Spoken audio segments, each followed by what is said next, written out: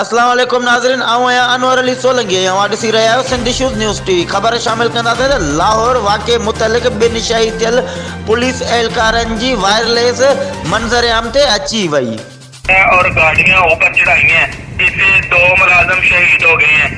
और कुर्बान सिटी ये मेट्रो के पुल के ऊपर टूटी थी ऐसे जो गोलमंडी हमरा नबरी की। ये मेट्रो पुल के ऊपर वाकया हुआ, नीचे नहीं हुआ। और जी राजर, ऊपर गाड़ियां पकड़ी हैं।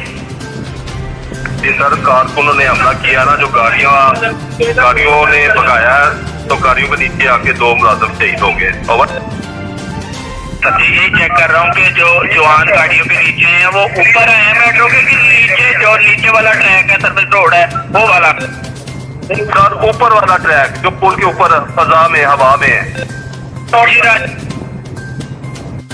जी नाज़रीन, तव्हांखे आगाह कंदा हलूं त लाहौर वाक़े मुतलिक़ 2 पुलिस एहलकार कीअं जान बहक थी चुका आहिनि। वायरलेस मुतलिक़ 2 पुलिस एहलकार पंहिंजी गाॾियुनि जे हेठां एहतजाज दौरान चिबाड़जी शहीद थी चुका आहिनि।